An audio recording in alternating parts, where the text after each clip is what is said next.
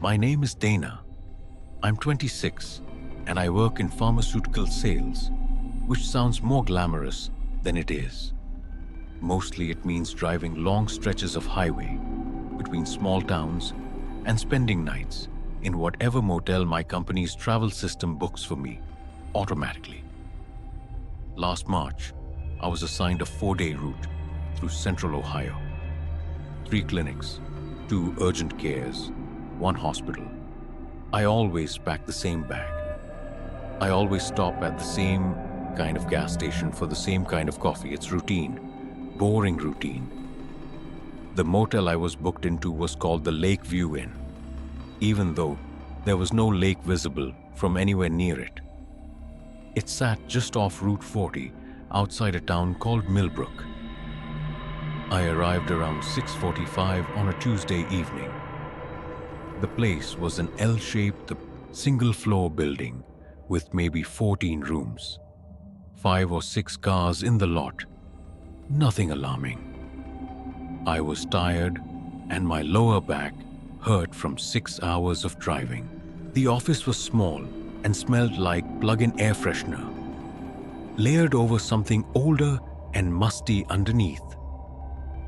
The fluorescent light above the desk buzzed faintly, and one end of the bulb was slightly brown. The man behind the counter was probably in his late 50s. Thick glasses, a blue flannel shirt. He checked me in without much conversation, slid a physical key across the counter. Actual metal key on a plastic diamond fob. Room 9 was at the far end of the building, the bottom of the L. He said if anything happened during the night, to call the office number on the card in the room, not 911. I remember thinking that was an odd thing to lead with. I walked to room 9 in the cooling air. The parking lot lights were on, but 2 of them were out along my side of the building. I brought my bag in, changed clothes, and sat on the bed, scrolling my phone for about an hour. Around 8:15, I went to the vending machine near the ice room at the middle of the building. On my way back, I noticed a woman standing outside room 11, 2 doors down from mine. She was just standing there, facing the door, not unlocking it, not knocking, just standing with both arms at her sides, staring at the door. She was completely still in a way that felt wrong the longer I looked at it. I went inside and locked my door. I pulled the curtain shut. At 9:40, I heard a knock at my door. 3 knocks, evenly spaced. I went to the peephole and saw nothing. The walkway was empty. 20 minutes later, another knock, same pattern, same empty walkway when I looked. I called the office. The man picked up on the second ring, and I told him someone was knocking and leaving. He was quiet for a second, and then asked if the woman in the hallway was still outside. I asked how he knew about the woman. He said the guest in room 10 had called earlier to mention her. He said he'd check. I waited. He called back 4 minutes later and said nobody was out there now. I asked who she was, and he said he didn't know which room she was in or if she was a guest. He said it had happened once before. A woman, same area of the lot, last November. He stopped himself and said it was probably nothing and that I should lock the deadbolt and the chain. I locked both. I turned off the lamp. I lay in the dark, listening. Around 11:15, I heard slow footsteps on the concrete walkway outside. They stopped in front of my door. I could see the shadow of feet through the thin gap at the bottom of the door. I stopped breathing. The shadow didn't move for a long time. Then very softly I heard a woman's voice say one word through the door. She said, "Please."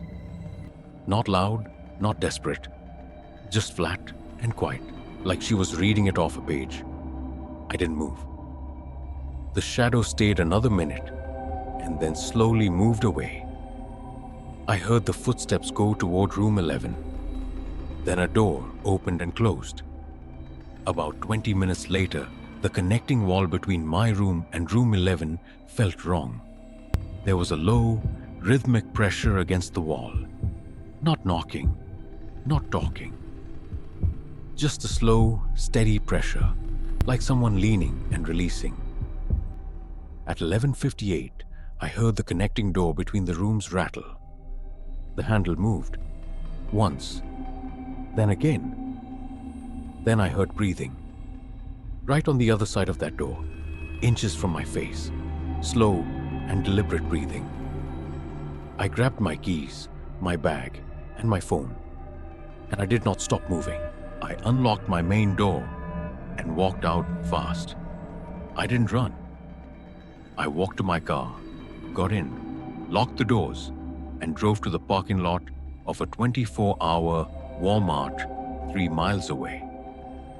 I sat in that lot until 5:30 in the morning with the engine running. When I drove past the Lakeview Inn on my way out of town the next morning, I looked. Room 11's curtain was open. The room was dark. There was no car outside it. 6 weeks later, I was talking to a colleague who covers the same Ohio route when she travels. I mentioned the Lakeview Inn almost as a joke, like avoid this place. She went quiet.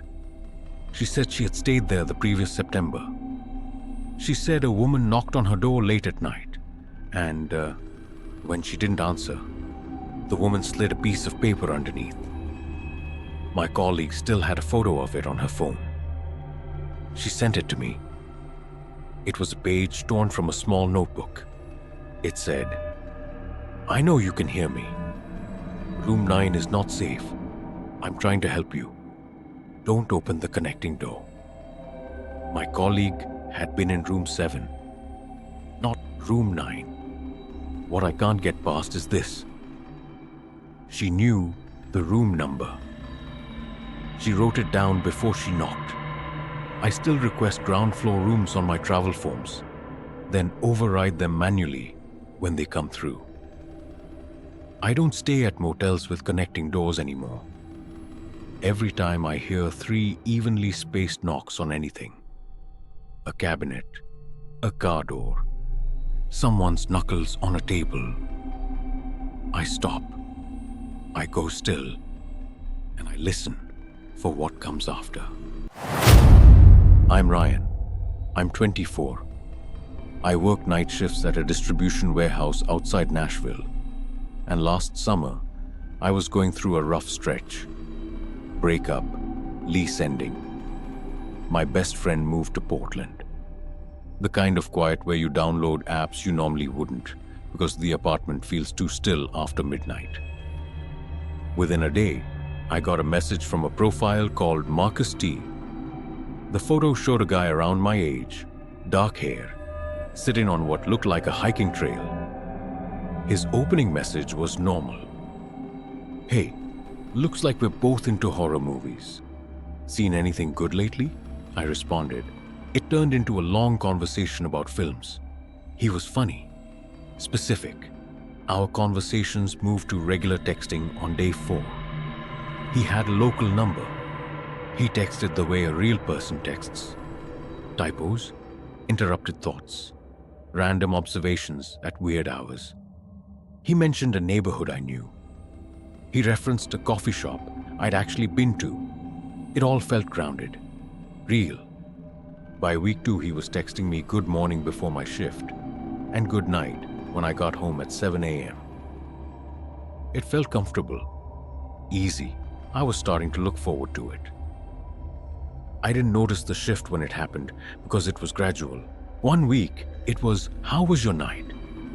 And 4 weeks later, it was, "Who were you talking to when you clocked out?" I mentioned offhand that I'd grabbed breakfast at a diner after my shift with a co-worker named Jesse. Marcus responded almost instantly. "The one on Elm. You go there a lot." I hadn't told him which diner, but I scrolled back through our texts.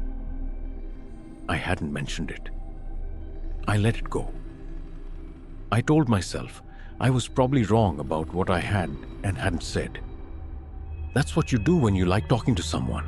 He said I'd seemed tired on my walk back from the bus stop. I hadn't told him I took the bus. I hadn't told him which stop. My hands went cold. I asked him directly, "Have you seen me somewhere?" He laughed it off. Said a friend had mentioned seeing someone who looked like me near the warehouse. It didn't add up. And I knew it didn't add up. But I still didn't block him. Then in mid-August, he started asking me to share my location. Just so he'd know I got home safe from my shift, he said. Then he sent me a photo. It was a picture of the street outside my apartment building. Time stamped 6:54 a.m. The message underneath said, "I just like knowing you're okay. You never have to worry when I'm around." I blocked him on every platform immediately. Blocked the number. Changed my shift schedule with my manager that same day. For the next 2 weeks, I varied my routes home and asked a coworker to walk me to the bus. Then one Tuesday night at 3 a.m., my phone rang from a number I didn't recognize. I didn't answer. 30 seconds later, a text came through. "I'm not angry. I just want to talk. I'll be outside when you get off." At 7:08 that morning, I walked out of the warehouse with 2 co-workers. There was a man standing across the road under a tree. Dark jacket. He was facing us. When I came through the door, he started walking, not toward us, just forward, like he was timing something. My co-worker grabbed my arm and said, "Do you know that guy?" I was already calling 911 before she finished the sentence. The man stopped walking when he saw the phone at my ear. He stood there for a moment. Then he turned and walked away around the corner and was gone. I drove 40 minutes in the wrong direction before doubling back home, watching my mirrors the whole time. It had been reported by 4 other men in the Nashville area over the previous 8 months. Each report described the same pattern. One of the men had agreed to meet him in person. He stopped responding to the detective's follow-up after the second call. The profile photo, the guy on the hiking trail, was pulled from a public Instagram account belonging to someone in Colorado who had no connection to any of this. Marcus T. was not a real person, but whoever was behind the account had been real enough to find 4 different men, learn their routines, and show up. I still vary my route home, even though I've since moved apartments. My new building has a buzzer and a camera at the entrance. Sometimes I think about the guy who agreed to meet him. I hope he just got scared and stopped responding. I hope that's all it was. My name is Carolyn. I'm 31. My husband Tom and I took a camping trip to the Ouachita National Forest in Arkansas last September for our 5th anniversary. We'd been camping together since we were dating in college. Nothing extreme, just regular weekend trips with a tent, a small stove, and 2 sleeping bags zipped together. We left on a Friday morning and drove about 4 hours to the trailhead. I remember the parking area was mostly empty when we arrived. One rusted pickup and a Subaru with a hiking sticker on the rear window. We signed the trail register at the post, noted our planned campsite, and hiked in about 2 miles to a spot near a dry creek bed we'd read about online. Perfect flat ground. Perfect spot. Good tree cover. We set up just before dark. And made pasta Pasta's on ready. the camp stove. Let's open that wine. And opened a small bottle Cheers of to a wine great trip. we'd been saving. The forest at night out there is different from anything I'd experienced before. It's not just dark. It's textured dark. Layers of it. The canopy blocked most of the stars, and the air was heavy and cool and smelled like pine bark and damp soil. The sounds were constant, but not alarming at first. Insects in waves, something moving in the underbrush, maybe 30 feet out, the occasional creak of a tall tree shifting. Tom fell asleep first, the way he always does, within 10 minutes of lying down. I stayed awake longer, the way I always do, just listening. It's a habit I have. The sounds that night had a rhythm, and I was starting to fall into it when one of them changed. It was a footstep. One. Deliberate. Close enough that I heard the specific crunch of leaf matter compressing under weight. Not small animal weight, human weight. I told myself it was another camper passing through. The trail ran nearby. It was possible. Then another step. Closer. And then silence again. The insects had stopped. That's the thing nobody tells you about the woods at night. When the insects stop, it's because something made them stop. I put my hand on Tom's shoulder without waking him and lay completely still. The steps came back. Slow. Deliberate. They circled the tent in a wide arc, the way you'd walk if you were trying to see a tent from every angle without being heard.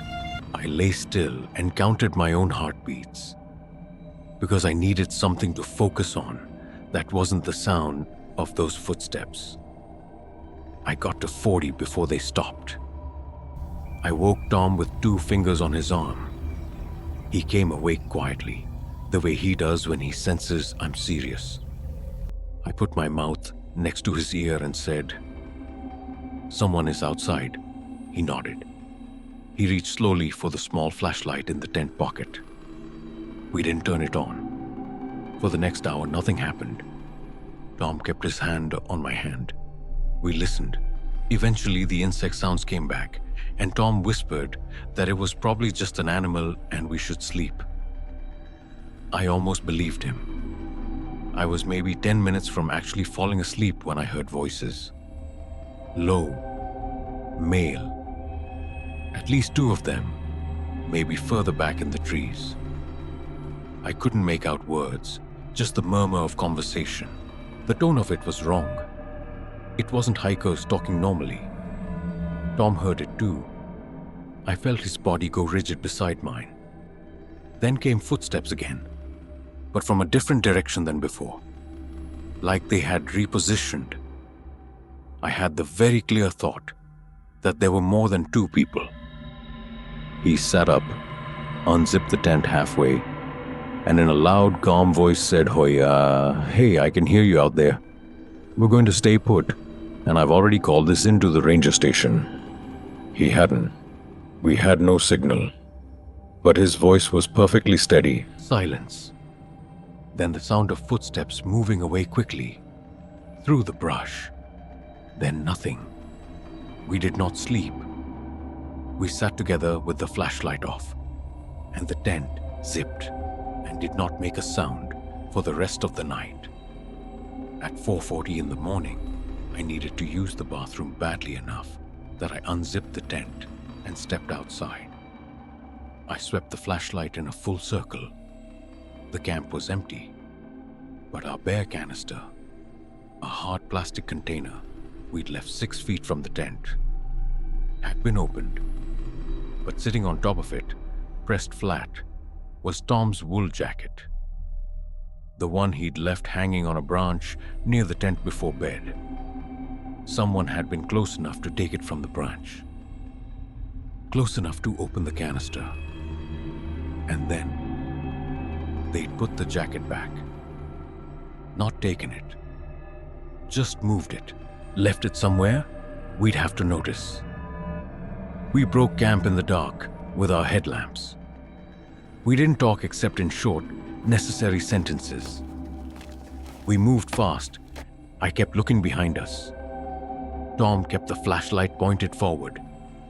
We reached the trailhead at 6:20 a.m. The rusted pickup from the day before was still there. The Subaru was gone.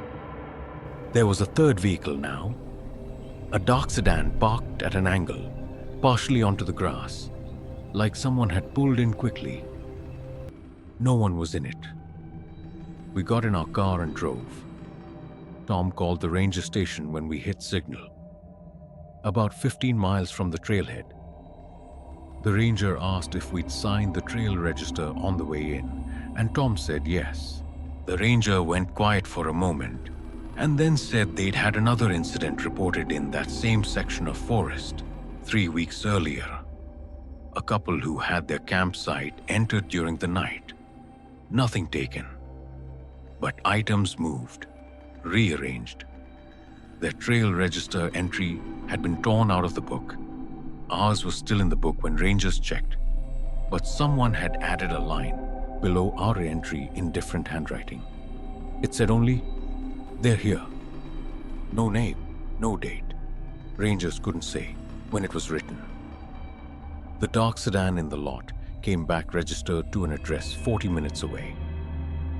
The person it was registered to had a prior for trespassing on federal land 2 years earlier in a neighboring county. The case is still open. Nothing was ever charged. That was 19 months ago. Tom and I still camp, but we go with other couples now, never alone. We always choose sites near other people. We always tell someone exactly where we'll be and check in on a schedule. Every single night, in a tent, no matter where we are, I lie awake for a while and listen. Not because I expect to hear anything, just because I know now that silence in the woods isn't empty. It's just what the forest sounds like when it's holding its breath. And I think about the handwriting in that trail register.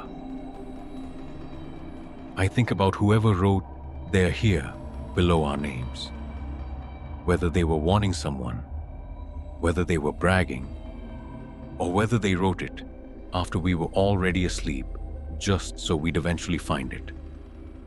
We didn't find it until rangers told us, which means we left it behind when we signed out, which means whoever wrote it knew we'd never look back.